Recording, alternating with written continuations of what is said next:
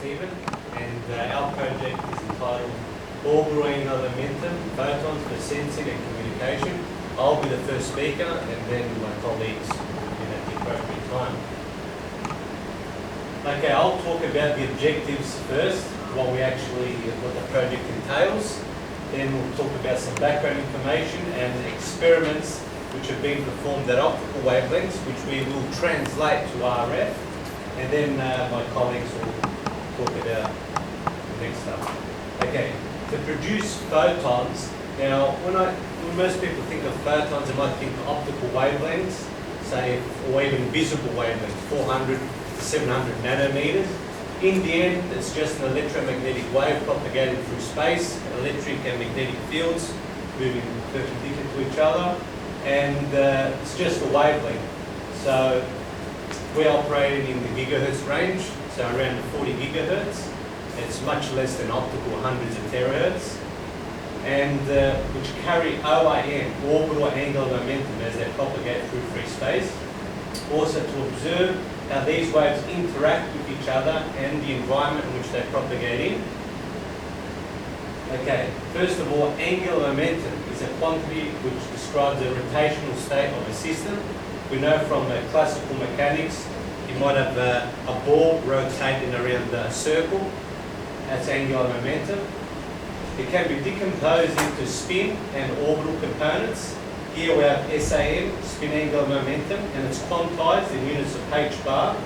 We can see, as viewed from the source, it's rotating anti-clockwise, which is right-hand circular polarization. Now that represents the direction, that's the electric field, that's the polarization. Because spin, polarization is a manifestation of spin, that's right-hand circular. And we've got the opposite thing here, left-hand circular polarization. As viewed from the source, it's moving clockwise. Okay, OAM beams have characteristic rotating phase fronts. Now normally, you have a rotating electric field, so it might be rotating like linearly or circularly, and the XY projection might trace out that circular polarization, or the more general case, elliptical polarization. At any rate, this is a rotating phase fronts. The phase is continuously rotating, and there's a characteristic null at the center. So if you have a look at the intensity plot, the phase is indeterminate there, so the electric field vector vanishes. This is anti-clockwise, OAM, quantized in units of L/h bar per photon, and L equals -1 here. Now, you might say, well, how is a torque going to be introduced? Well, remember, torque is the rate of change of angular momentum. In this case, angular momentum is constant per photon. However, its direction is changing, hence there is a torque. Okay, plane wave, we say OAM equals 0, really it doesn't carry OAM. And a clockwise, so L equals +1. All of these we've done experiments for, and my partners will elaborate later. As OAM beams interact with matter, they transfer momentum for the conservation of momentum. Poynting suggested that circularly polarized light should carry spin angular momentum, and Allen and others proposed it also carries OAM, and that's the basis for our whole experiment. First of all, we'll talk about optical wavelengths. Famous Lagrangian laser modes. That's the electric field expression in cylindrical coordinates. Well, the main feature here is that e to the -IL phi. That's an azimuthal component, and that's what carries OAM. That's responsible for the rotating phase front. At any rate, we just take the magnitude of that, and intensity is proportional to magnitude of electric field squared. And we obtain some very beautiful plots. First of all, we start off with L equals -1. These were generated in MATLAB. That's a 3D representation of it. Essentially, the variable R, which is here, transforms to square root of x squared plus y squared, and you get these nice plots. See, that's a 3-dimensional. We can see the amplitude vanishes in the middle. which is better shown on the 2D plot. And 1D is just a cross section. Think of cutting that right across the diameter. And our data experimentally, we correlated with these 1D plots, and then kind of like tomographic reconstruction, we constructed many of these slices and produced something which looks similar to that 2D plot, which is quite beautiful, I think. L equals 0, that doesn't carry OIM, so you see in the middle, there's no phase singularity. Actually, to the contrary, there's just a nice peak there. That's the 1D, and that's the L equals +1. We see two smaller peaks on that graph there. Now, passive framework, how are they generated at radio frequencies? Well, there's a diffraction gradient, which you can see there, which we designed using PCB fabrication technology. The essential theory of 1D diffraction, we extended to 2 degree, or 2D, because we have appreciable variation in the y direction. It's a 2D diffraction gradient, hence it will produce a 2D diffraction pattern. What we want to observe, a far field or Fraunhofer diffraction, and by appropriately biasing the TX and the RX transmitter and receiver, we observe Fraunhofer, and there's also Fresnel diffraction, which is a near field. That's a little bit more mathematically complicated to describe, but at any rate, we concentrate on the far field. Okay, and we rendered the 2D intensity plots from the 1D slices. So we did a heaps of data collection. Active framework, we explored it from a theoretical standpoint. We really, we didn't design it. It's a phased antenna array. Essentially what it is you have a nice array of cross dipoles arranged in a circular fashion. We have n equals 16 for the analysis, and they're cross dipoles, and they generate they generate circular polarization. One of the dipoles is fed an in-phase current, and the other is fed a quadrature. And anyway, the basic angle was pi on 8 for them. The whole point was to model a rotating phase frame. That was the whole point of it. And n equals 16 was a good approximation. Really would like to have an infinite number of dipoles all the way around. General characteristics, as I mentioned before, there's a null in the middle, the amplitude vanishes, and the size of that singularity is proportional to the square root of L. So larger values of the topological charge L, the wider that gets in the middle. For the diffraction gradient, I'll just briefly draw a picture here. My partners will elaborate further. As viewed from above, we have a TX here, a source, incident. That's our gradient. And from the equation, sine theta I plus sine theta m equals m lambda on d. D is the spacing of our gradient, it's 5 mil. Well, this is actually the period, that's 10 mil, but the aperture window is only 5 mil, the dielectric part. At any rate, and lambda is 7.5 millimeters, because we're using a frequency of 40 gig. And from that, we can work out the diffracted angles. So for normal incidents, they turn out to be roughly about 50 degrees. L equals minus 1 beam here, and L equals plus 1 beam here, and L equals 0, which you've seen the pictures, how they look like. Okay, I'll now give it over to Stephen, and he'll continue. I will be presenting design issue and equipment limitations. We have two options for design grading. One is for grading made by PCB, and the other one is brace grading made from aluminum. And the advantage of using PCB is that it is easy to make and low cost. But there is also some disadvantage. For example, the jagged edge of a contour, which represent our curvature here. And ideally, we would like to have smooth curve. And this drag edge problem arises in two steps: software conversion and the finite resolution of the edge needles. And the produced contour have sharp transition edge, which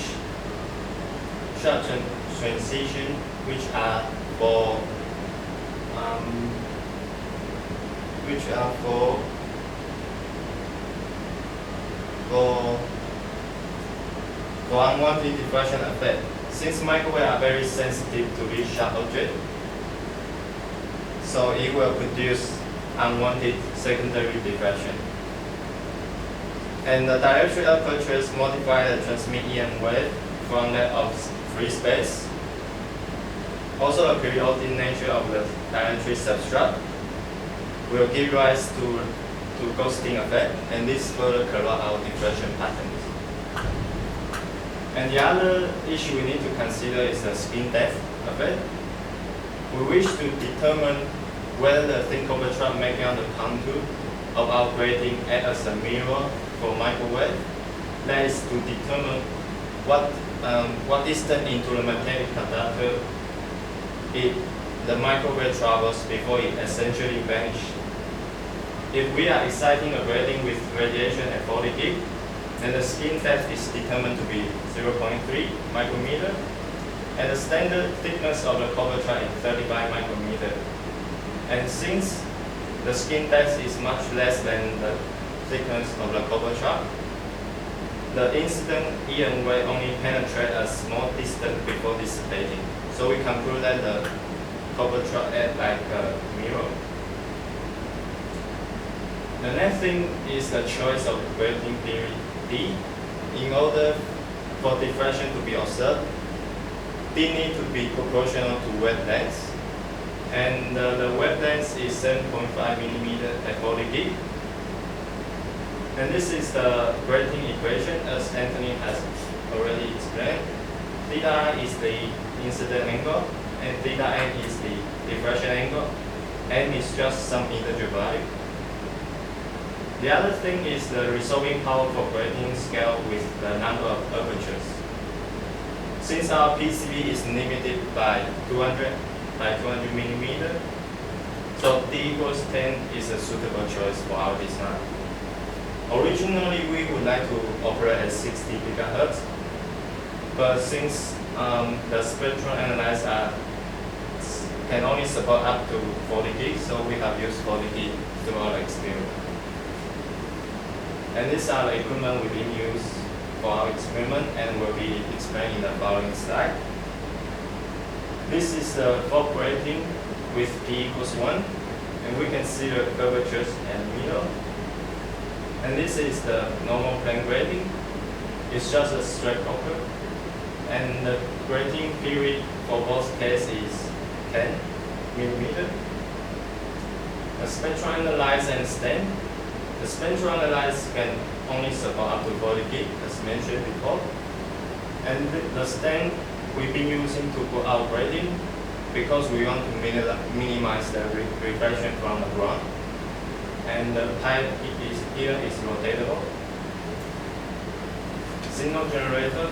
The signal generator can generate up to 65 gigahertz. And notice that we're using 40 gig because the equipment limitation. And the maximum power we can use is 71 milliwatt, which is equivalent to 18.5 dBm. And notice that we use 5 dBm for our experiment because we believe it is sufficient to provide enough power for our experiment. The mega phase cable has insertion loss of 5.63 dB, which is equivalent to 35.6 dBm.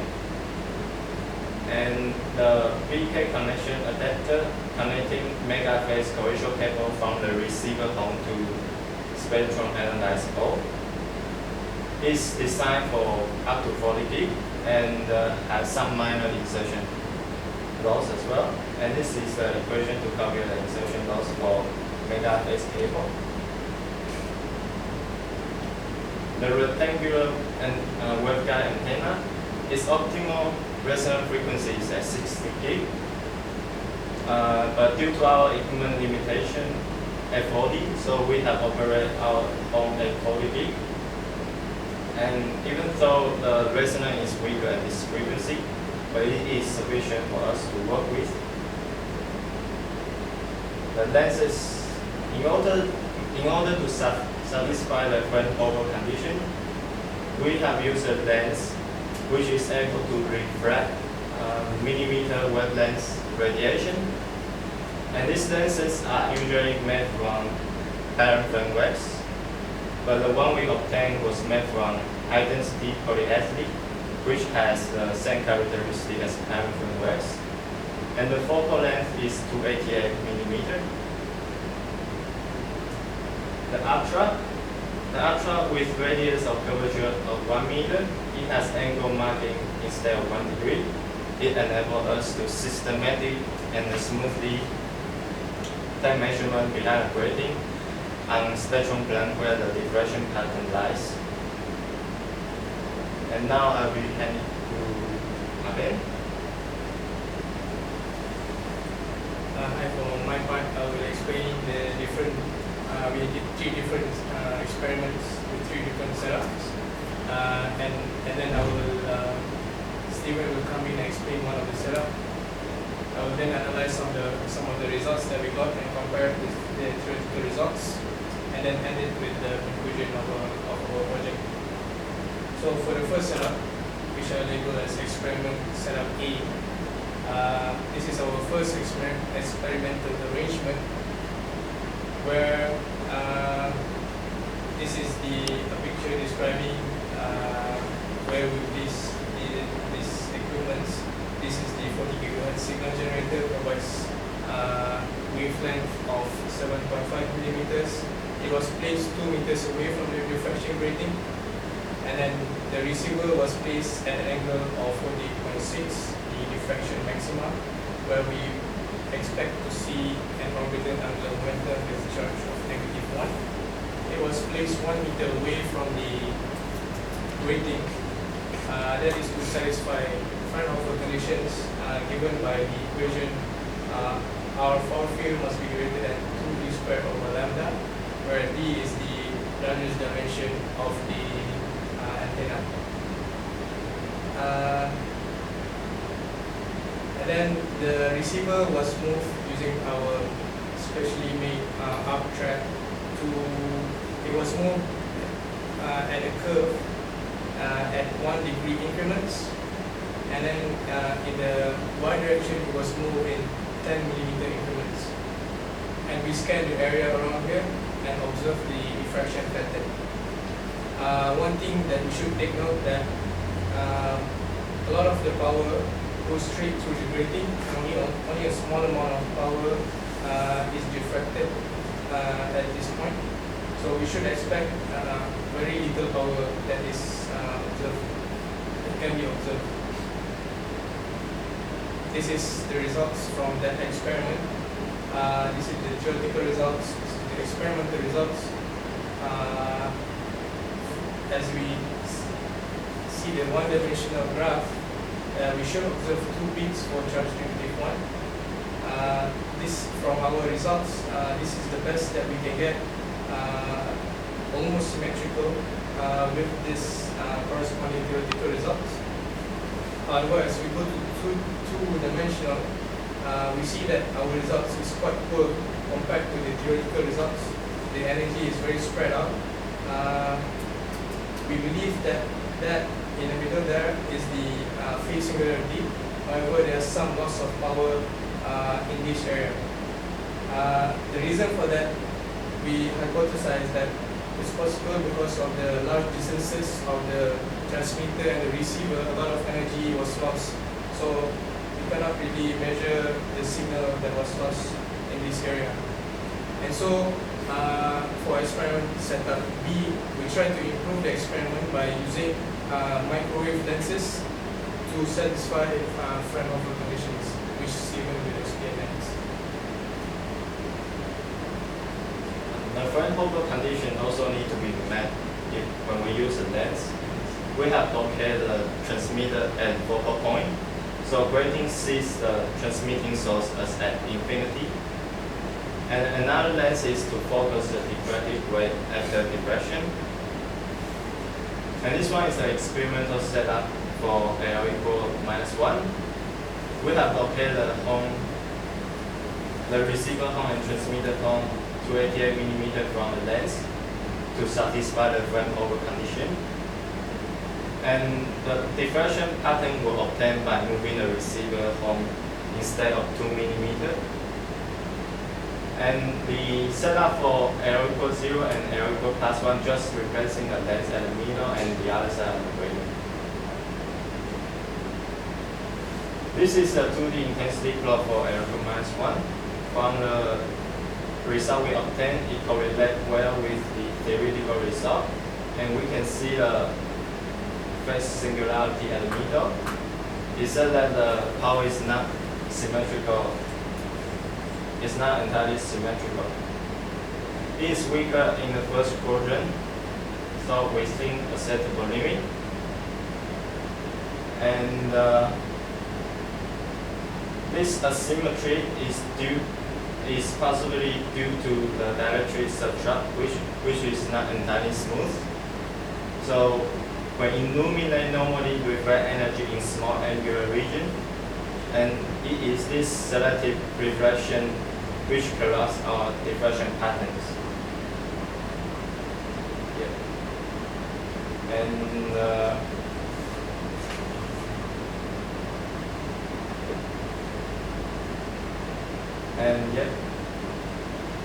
And this is 2D intensity plot for the blank grating.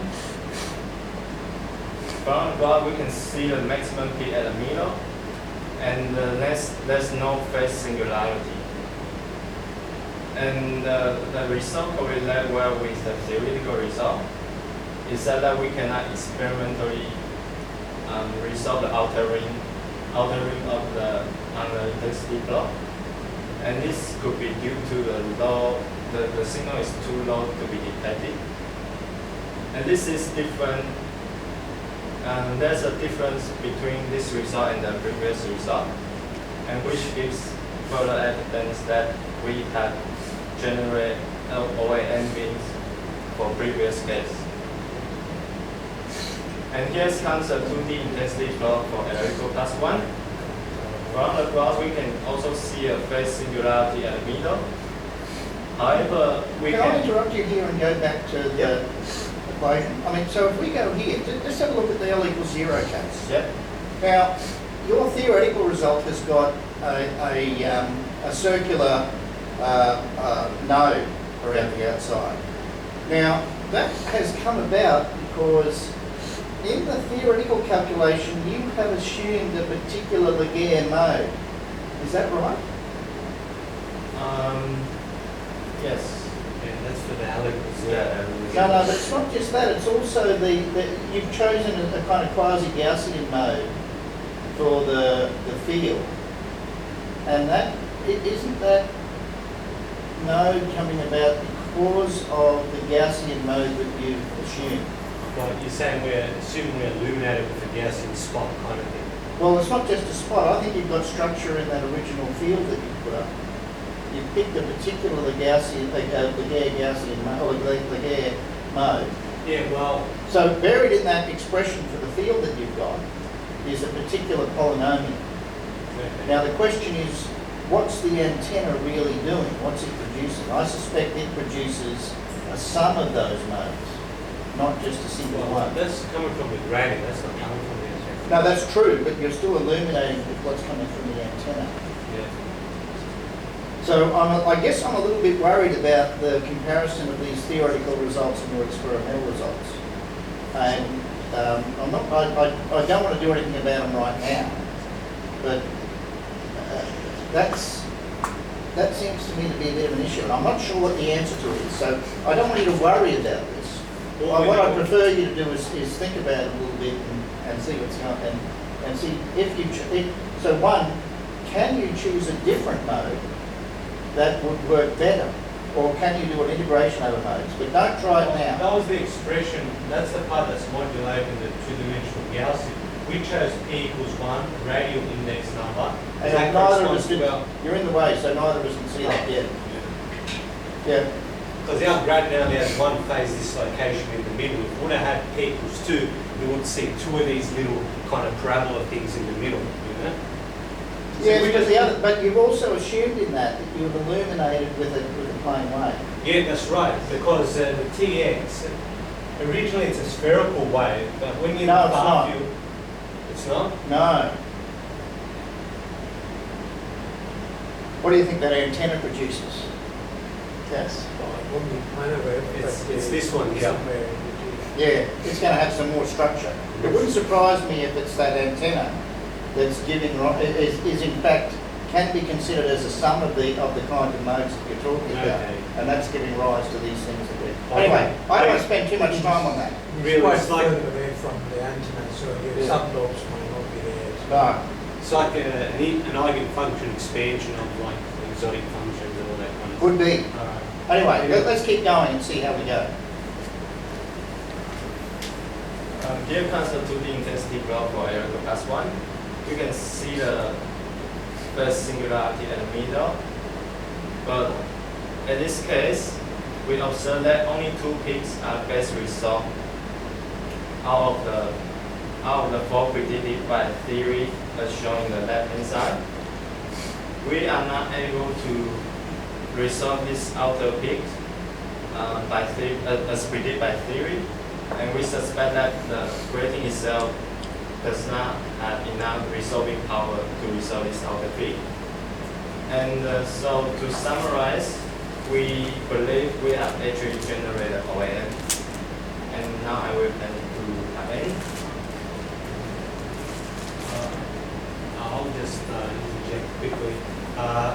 Now, we haven't conclusively demonstrated that we've generated a radio wave which carries OAM, because in order to do that, we need to show it exerts a torque on some microscopic object. But due to the weak fields which are involved, the electric fields, tiny, we weren't able to observe a torque, say a little macroscopic object making it rotate, you know.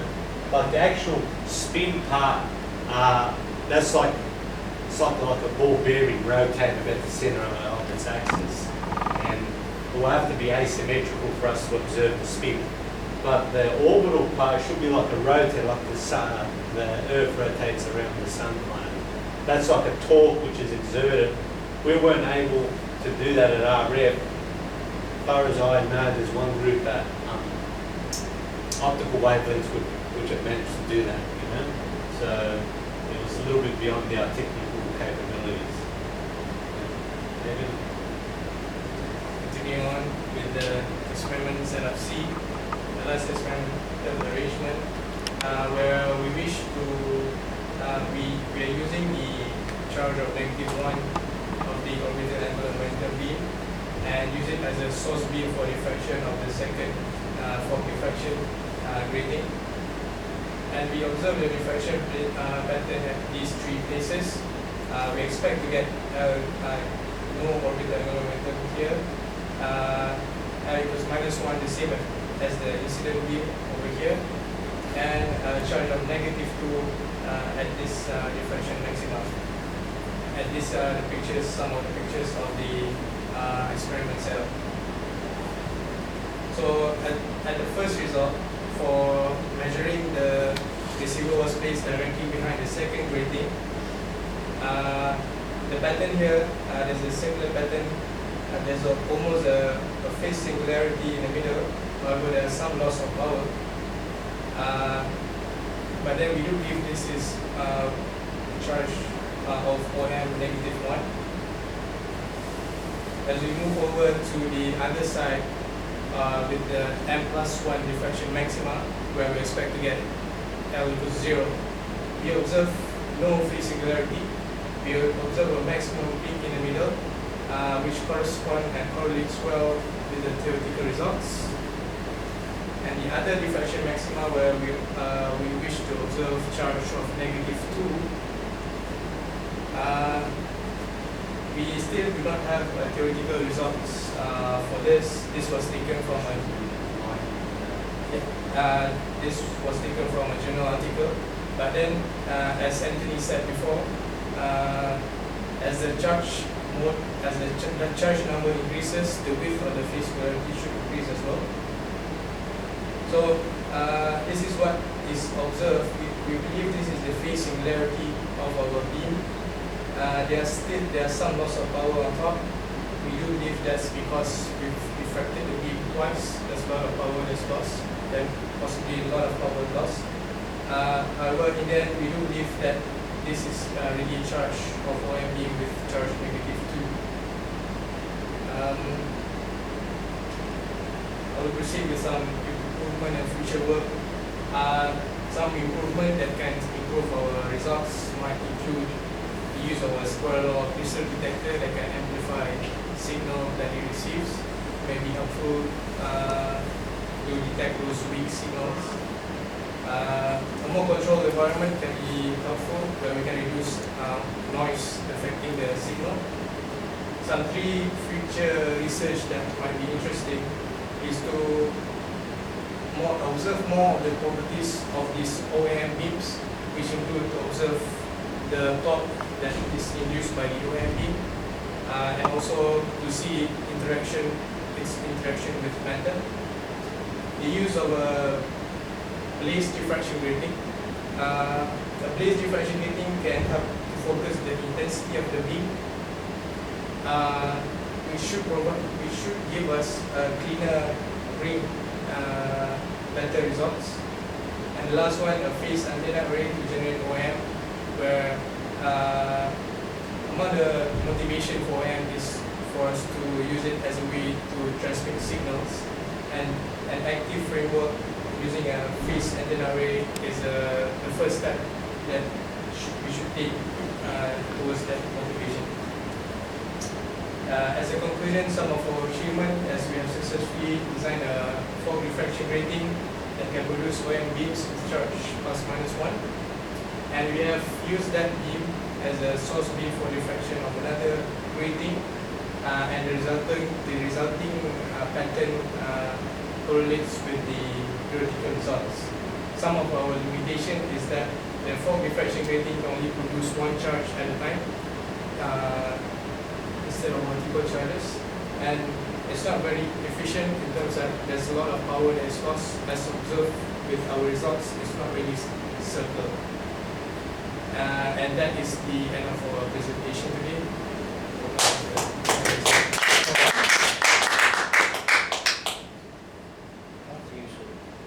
Do you have a back-to-back, just looking at the, what is the transmitted beam, and just looking at what was received without any of the diffraction gradient in the middle? Back to back. Yeah, on the spectrum analyzer, we just saw one peak. But, no, we don't have back to back. We always had the result, the TX and the RX facing each other. I think that is what you need to answer Peter's question in terms of whether there was any structure in terms of the pattern. That would often might actually be able to give you reasons why, particular areas where you didn't receive any pattern. It might have been due to some irregularities in the antenna radiation pattern, for example. So I guess this is a bit higher level questions. Okay, I think I did read your report. It was very theoretical and very detailed, very good work. So if we are to quote some information on these angular momentum, how would you actually receive them?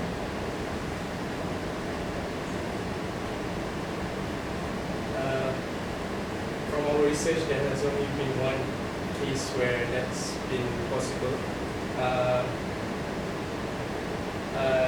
But we still really go into that research of how would you decode the information from the orbital angular momentum. My opinion is OAM has got one degree of freedom, namely the topological charge, and OAM really is made up of an infinite eigenfunction expansion of all those L modes, and theoretically that means like encoded information, you got like a degree of freedom, you got your frequency, that's a degree of freedom. We could keep the frequency fixed, polarization, vertical, horizontal, the other degrees of freedom. But if we could somehow encode it on the L values, the information, and then maybe that's a way of doing it.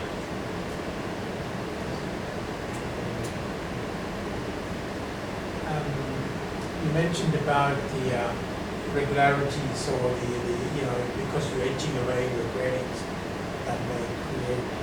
Did you consider whether you could look at gradients by depositing rather than etching it away, which will not have that irregularities? So you mean like machining it kind of? Yeah, there are printed circuit techniques where they simply deposit the metal Oh, they on a mask. create Yeah, exactly. Which actually no, we just at Bury Street, it was nice and quick, and we just use that. Exactly. Like originally, we could have taken it to mechanical engineering and made a special file there, and they would have laser cut like bits of aluminium, so you wouldn't have that dielectric aperture. You just have free space, which removes, because you get like extra reflections off that also. And if you look really close, it's got like a periodic nature, the substrate, and it gives rise to ghosting and secondary diffraction effects. Yeah. It's homogeneous, but it's got a little periodic structure to it. Right?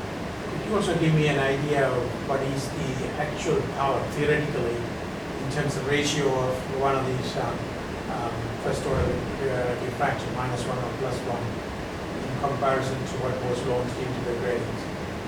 What typical ratios you should use? Well, as they said, incident was 5 milliwatts of power, and what we measured was like -80 dBm. So sorry, it was 5 dBm incident and -80 dBm we're actually getting on the other side. So it's very well. You got propagation loss, free space propagation, like that Freeze equation, and then you've got a attenuation as it goes, as it interacts with the dielectric substrate. You also got multi-path, like we position them very far away. You've got like kind of knife edge diffraction effects. The waves bouncing off here, going there, bouncing. You got 1, 2, 3, 4 paths kind of, So that kind of mucked our results up a bit. But when we use the lens, that got rid of it because we put everything closer together. So was that answer I don't know? I'm just trying to clear it up. It seemed to me like it was I don't know. Can you repeat the question again? So how much, Tass was really asking, how much power do you expect in the, what fraction of the power do you expect in the... Well, the Fresnel equations come to mind. We'll illuminate it normally, so I think transmission was about 60%. 60% from what's coming in to what's on the other side. And how much of that goes, how much of the power goes into the L equals 1 and L equals -1? Yeah, I'm not sure. But,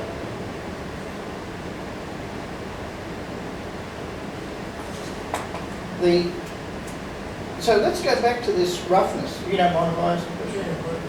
So this roughness on the edge here, how big is it? Those little steps. It's around 10 years.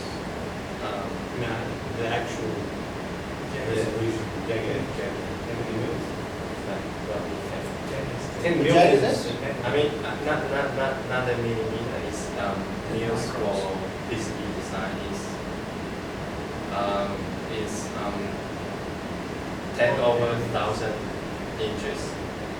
So that roughness, so the question is, what I'm trying to get at is, what do you think the effect of that roughness really is? Yeah, it will.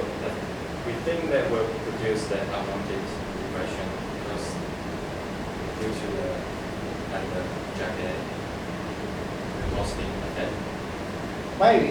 I mean, I'll put a different suggestion to you. I think it might be sufficiently small compared to the wavelength that it's almost negligible. Do you think that's a fair argument, or do you think that argument's wrong? Well, microwaves, they don't like sharp edges, and I believe that. What do they do with, what happens to microwaves with sharp edges? Well, we're not considering the case where it's propagating along. Usually some of the wave will get reflected back. That's if it was actually like on a micro shoot kind of, and that's got to be milked kind of or bent so like, I reckon will act like an antenna. If you want to guide the EM radiation, you want it to stay on the microstrip, so you bend it or miter it, but that's not transmitting, that's like, we're just bouncing it off. Yeah, I think, you know, it is a fair enough approximation, but I would really recommend you to, because the fact that you're using a particular area on antenna as a way of measuring the power, to be honest, if you wanted to map particular model distribution, you need to use narrow area detectors and then map it precisely.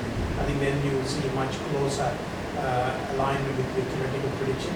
What it is, you're using this big rectangular box kind of array, and as you move it around, I think that you have to convolute that one with your theoretical response in order to see whether what you measure is really what it is. I think that would probably see a lot of answers as to why you're getting funny patterns rather than, because going back to Peter's questions, you're using 40 gig, right? So what is the wavelength of that?